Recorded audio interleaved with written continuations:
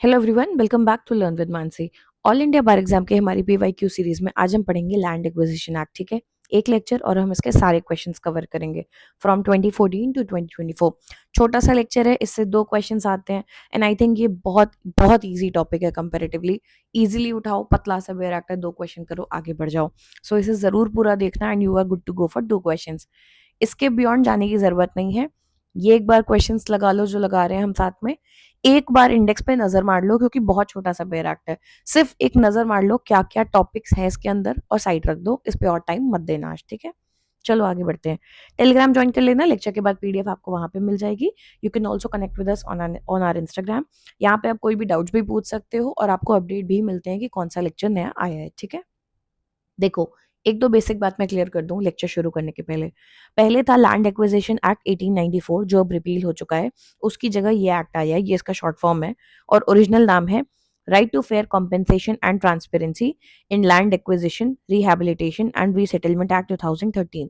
पढ़ाते वक्त इसे मैं लैंड एक्विजिशन एक्ट ही बोलूंगी, इतना लंबा नाम बार बार नहीं बोलूंगी। ठीक है, इनैक्ट कब हुआ था? ये 26 सितंबर 2013 और केम इनटू फोर्स 1 जनवरी 2014। याद करने की जरूरत नहीं, बेयर एक्ट में फर्स्ट पेज पे ही दिया हुआ है, जहां पे एक्ट का नाम होता है वहां इनैक्टमेंट की डेट है और नीचे फुटनोट में कब फोर्स में आया था क्लियरली लिखा है। ठीक है, ये बेसिक है। पुराने कई क्वेश्चंस हैं जो लैंड एक्विजिशन एक्ट को लेके हैं, हम उन्हें चाहे तो छोड़ भी सकते थे, बट उन्हें मैंने मॉडर्न फॉर्म में कन्वर्ट करके कि आज अगर पूछा जाए तो क्या पूछा जा सकता है, उसके हिसाब से ऐड किया है। ठीक है, देखो the land acquisition act came into force from, हम नए एक्ट की बात करेंगे। हमारे ऑप्शन है 1 जनवरी 2013, 1 जनवरी 2014, 1 जनवरी 2012 या फिर 1 जनवरी 2018। इसका करेक्ट आंसर इज बी, 1 जनवरी 2014। आई टोल्ड यू किस दिन इनैक्ट हुआ था, वो यहाँ लिखा है 26 सितंबर 2013 और कब फोर्स में आया था 1 जनवरी 2014। हमसे पूछा है केम इनटू फोर्स, इसलिए आंसर है 1 जनवरी 2014। ठीक है, the collector shall under the act give immediate dash of any correction made in the award to all the persons included।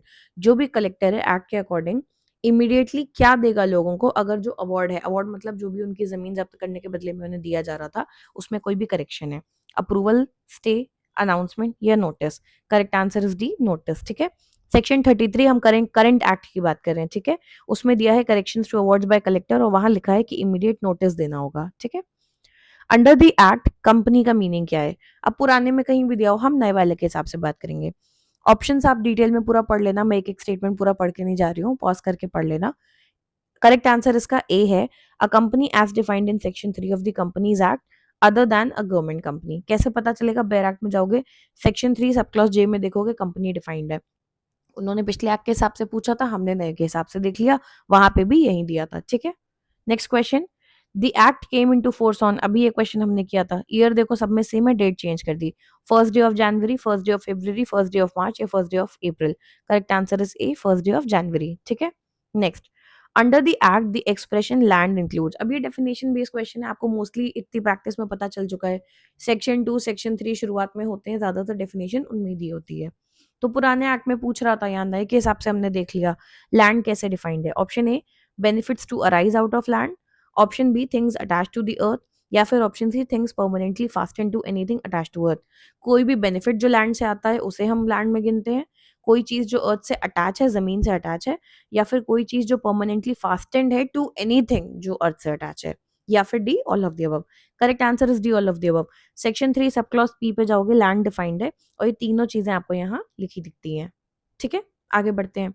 In case of land acquisition by the central government for public-private partnership project, consent of how many affected families is mandated by the act। अब ये नए act पे question है। ठीक है, देखो सवाल पूछा है कि अगर सेंट्रल गवर्नमेंट कोई लैंड को एक्वायर कर रही है, किस लिए?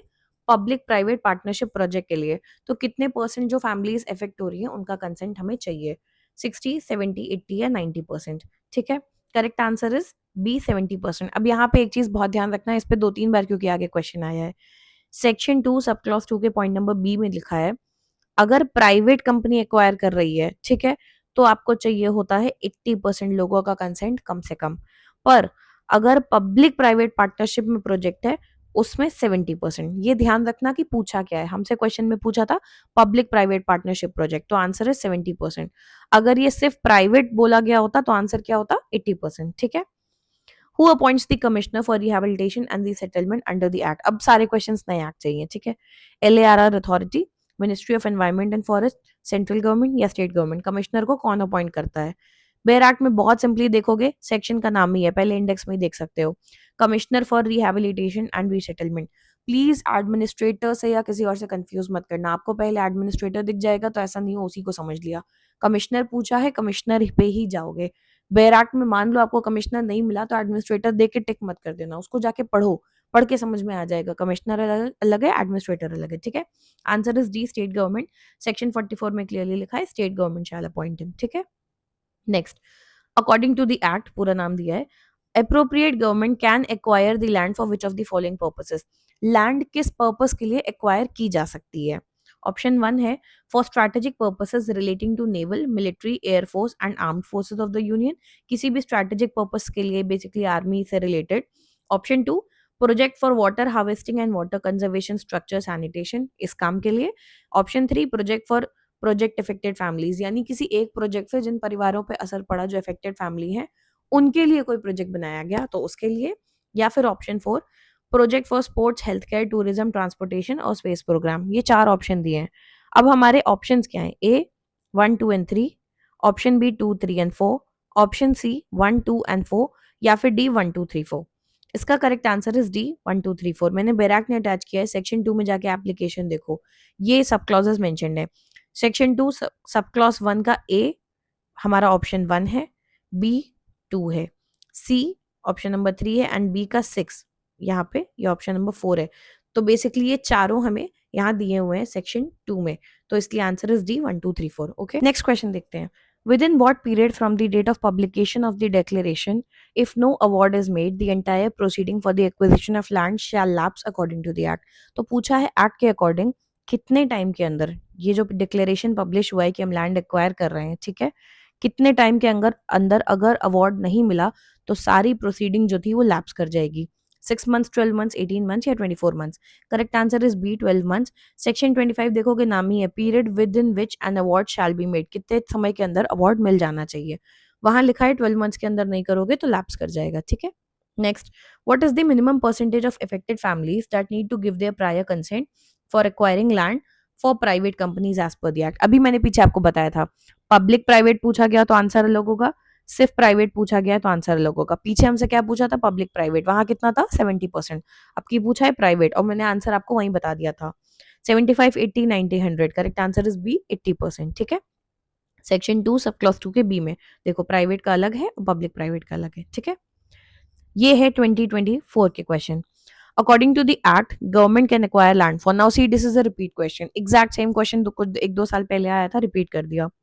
किस पर्पस से लैंड एक्वायर कर सकते हैं? स्ट्रैटेजिक पर्पस से, project for families affected by project, for public private partnership project where government ownership of land will remain with the government. Option है A 1 and 2, option B 2 and 3, option C 1 and 3, या फिर option D 1, 2 and 3। Correct answer is D 1, 2 and 3। देखो, section 2 sub clause 1 के ए में जाके देखोगे तो दिया है स्ट्रैटेजिक पर्पस, सी में जाके देखोगे तो project for project affected families दिया है, और सब क्लॉज 2 में ए में जाके देखोगे तो लिखा है पब्लिक प्राइवेट पार्टनरशिप प्रोजेक्ट, जहां पे ओनरशिप जो है वो गवर्नमेंट के साथ रहेगी। अभी आपके साथ खेल कहाँ पे सकते हैं? इस स्टेटमेंट में कि ओनरशिप गवर्नमेंट के साथ नहीं रहेगी लिख दिया तो ये ऑप्शन गलत हो जाएगा। क्लियरली है पब्लिक प्राइवेट पार्टनरशिप में, जहां ownership of the land continues to vest with the government for public purposes, उसी के लिए। अगर ओनरशिप लैंड की गवर्नमेंट के साथ नहीं है तो ये स्टेटमेंट वैलिड नहीं है, तो इन चीजों का ध्यान रखना, ठीक है। Next question, land acquisition act 2013 in India has replaced which earlier legislation. देखो, सबसे शुरू में लेक्चर के बताया था, लास्ट ईयर देखो उसी पे क्वेश्चन है, किसको रिप्लेस किया है? पर ये याद करने की जरूरत नहीं है, ये बैराक में दिया हुआ है। लैंड एक्विजिशन एक्ट 1956, 1862, 1894 या 1874। हम और भी सब्जेक्ट्स में पढ़ चुके हैं, एक बार फिर बता रही हूँ। अगर किसी पुराने एक्ट को रिपील करके नया है, ये क्वेश्चन आपको जो आपके लेटेस्ट BNS, BNSS, BSA इनसे रिलेटेड भी हो सकता है, तो प्लीज ध्यान देना। अगर इससे रिलेटेड क्वेश्चन है, 99% चांस होता है लास्ट सेक्शन जो बैराक का होता है ना, वो रिपील करता है अधिकतर। लास्ट, सेकंड लास्ट, उससे ऊपर नहीं होगा। जहां पे स्केड्यूल्स दिए होते हैं मोस्टली उससे जस्ट पहले जो लास्ट सेक्शन होगा उसका नाम होता है ज्यादातर रिपील एंड सेविंग्स, और वहां क्लियरली लिखा होता है कि ये वाला जो एक्ट नया आया है ये उस पुराने वाले को रिपील करता है, ठीक है। तो इसमें भी वही है, सेक्शन 114 का नाम है रिपील एंड सेविंग, जहाँ क्लियरली लिखा है लैंड एक्विजिशन एक्ट 1894 को रिपील करते हैं। आपसे ये उन नए 3 जो एक्ट्स आए हैं ना एविडेंस में सीआरपीसी में, उनमें भी पूछा जा सकता है, ठीक है। So we are done with all the questions of land acquisition act. I hope this is helpful. बहुत छोटा सा बेयर एक्ट है, बहुत ही ईजी है, 2 क्वेश्चंस आते हैं, इसे जरूर करके जाना। जबरदस्ती के कॉम्प्लिकेटेड टॉपिक्स में आज अपना टाइम मत वेस्ट करना। जो पहले पढ़ चुके हो उसे रिवाइज करो, आपका कल एग्जाम है, जो पहले पढ़ चुके हो उसकी रिवीजन अच्छे से करो। जो इजी माइनर लॉज हैं पहले उन्हें कर लो। चैनल को लाइक शेयर और सब्सक्राइब जरूर करना। कोई भी डाउट हो कमेंट में पूछना। You can connect with us on our Telegram, वहां पे भी आप अपने डाउट्स पूछ सकते हो और आपको अपडेट मिल जाती है कि कौन सा लेक्चर नया आया है। Same is with Instagram, you can connect with us there also. Stay tuned, keep watching, bye bye.